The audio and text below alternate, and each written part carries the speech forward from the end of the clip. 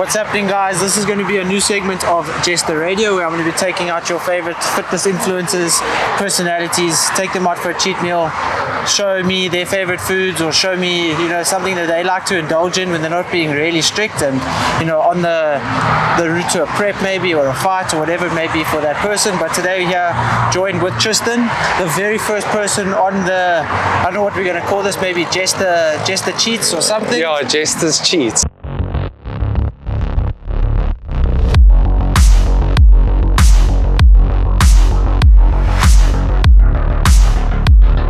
What's up, guys? But bro, thanks so much for coming, bro. Yeah, nice to see you, dude. It's been a while. It has been. You actually just finished the shoot this morning, eh? Yeah, no, I had a shoot. I was prepping for quite a while. I had quite an intense off-season into a prep for WBFF Worlds, which just got cancelled. Yeah. So I had to make the most of it, you know?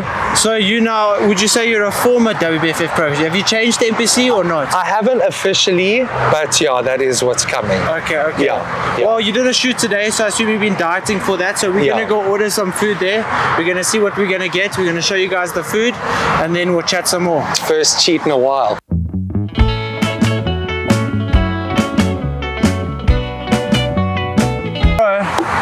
Why? Obviously, you couldn't go overseas because of you had COVID. And yeah. So the show was going to happen and everything. Where was the show? So the show was in Las Vegas. It was like one of those like pipe dreams where it was very difficult for me to get there in the first place. But you know, like I got my pro card a few years ago and I hadn't competed as a pro. So I was like, let me... Did you get your pro card in South Africa? No, overseas in New York. And then last year I was going to go and then it got cancelled.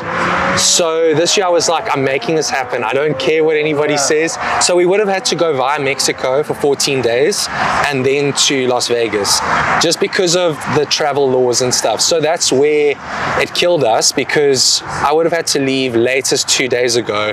But obviously I was still testing positive for COVID, and the doctor said to me, look, bud, it's not the best idea. Yeah. So I just took the healthier and the more sensible route. So you had COVID. Now, were you still training? Because obviously you got that nice setup at home. Yeah. Did you train through COVID? So it didn't affect you too bad? So I trained mainly through COVID, like when I had a bit of a cough, and that was it. So I didn't know. And obviously you're so in the zone, you kind of think to yourself, oh, the worse I feel, the better I look, because you train yourself to do that. Even though it wasn't a stressful prep, that's kind of where my head goes. So I didn't actually suffer badly. I was still training hard up until the day before I tested positive. Yeah.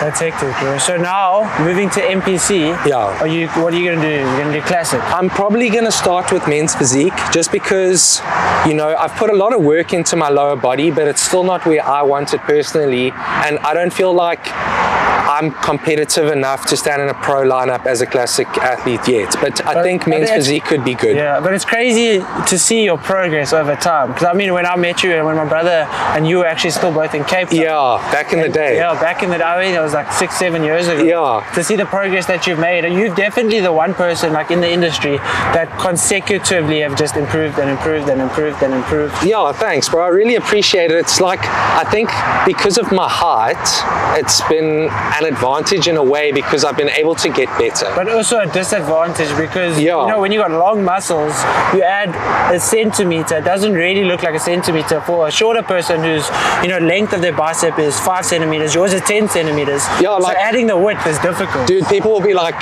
yeah, your legs are looking so good. What have you done recently? I'm like, no, man, I've been going hard at my legs for like 3 years. Yeah. It's only now it's starting to show a little bit more, you know. But I love to train more than I love to compete. So this is just like a cherry on top. So what's your goals? Like, what is your long-term goals in terms of competing? Like, what do you hope to achieve? I want to get to the Olympia for men's physique. That would be a goal. But right now I'm very business focused. I like looking good for my brand. I like trying to inspire the guys that I help. And I want to also give out a lot of useful information. Like when we were in Cape Town, like you were quite advanced at that stage, but there was a lot that I would have loved to have known. So I want to put out that basic info for guys, you know, like where you should do a bicep curl, what should you eat if you're at varsity and you want to put on a bit of mass, yeah, like you know? a budget bulking, that kind of thing. Yeah, because it is there, but it's not really. Yeah. I don't know. And we've both had those clients where like you'll send them a plan, like, bro, I can't afford to eat this. Exactly, like, and then you have to make a plan. Almost? Yeah, and there's so many hacks and myths that I'm also just trying to show people that there's many ways to do this. And for me, every time I cut down, whether it's for holiday or show, it becomes easier because I know all the different tricks, I guess. Yeah. You know, you can get away with a little bit more. You don't feel as ratty. I don't know. 100%, bro. Dude, let's get you a menu so that we can both order, or we just share one. Yeah. So what do you feel like, bro? What is your favorite? Let's start with that. What's your favorite thing to cheat on? I like cheesy things. So I'd probably do like some loaded fries with bacon or something, and then a burger, and then yeah, maybe even a milkshake. Like, it's been a while. I haven't done dairy in like 12 weeks.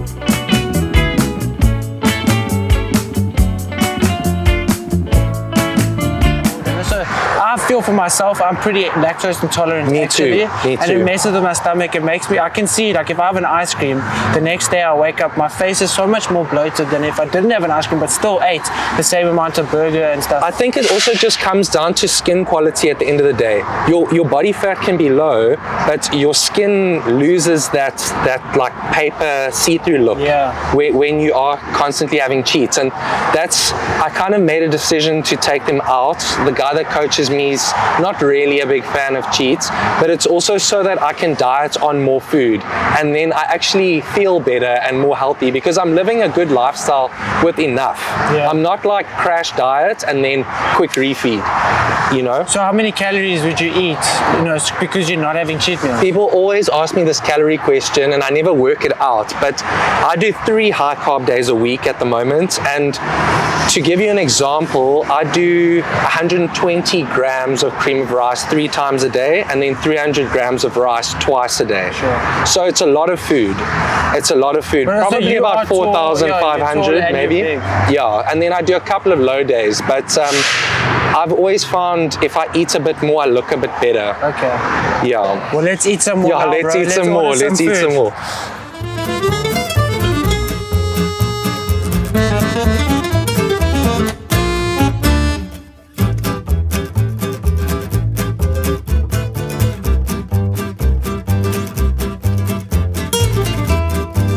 So the food has arrived. Bro, this looks pretty good. Yeah, it does. It does. Do we get knife and forks? I think I've stolen both forks. It's okay, That's how bro. eager I am. I'll just eat with my hands. So you say you don't cheat. So like, do you have high carb days though? Or like Yeah, so I've always been somebody that has cheated in my preps, but the past year, so I did a prep last year where I didn't cheat, and then I did one where I did, and the look is just a little bit better for me if I don't. So, but my high carb days are massive, so I chow like a lot of cream of rice, and I'm actually pretty so it's full. always clean high carb day though. Yeah, I mean, my high carb days, my high carb day is probably the same as some guys' refeeds. That's how much food it is. Like my breakfast is 100 grams of steak, 8 egg whites, 2 whole eggs, and then 130 grams of cream of rice. So that's a lot of food. Yeah. It's probably like almost 800 calories. And is there a muscle group you prefer to train on, like a cheat? Yeah, so I always have to do legs or back on a high carb day, and then this time it's also been chest because I've been trying to just like blow everything up a bit. Okay. Yeah. And is chest something that you felt you lacked? Is that why, or? I think my shoulders like dominate a lot, so like just to get that like fullness in the upper chest has been difficult for me, but it did come up a lot this prep, which is exciting, and that's what's fun about this, like working on weaknesses, you know, like That is nobody's nice. ever perfect. You're sculpting something that is never actually going to be perfect, and your efforts, like you see the results because of your efforts and the small changes That's you what make. I dig about this. I feel like if you were born with the perfect physique, why would you want to do that? Yeah. You know, it's nice to, I mean, why would you want to even do the sport? Because then it's not a challenge. Yeah, exactly. The mental challenge is insane, and that's what a lot of people miss when they're doing their first prep and stuff. It's like they just get caught up on the the wrong things, you know? That the mental challenge grows you as a person. And it also prepares you for like business and relationships and stuff. I've definitely seen the harder I work and the more like focused I am on dieting and training, the better it is in all aspects of my life. Exactly. And you know how to go to that zone where you're actually working hard, like with your editing and stuff like that.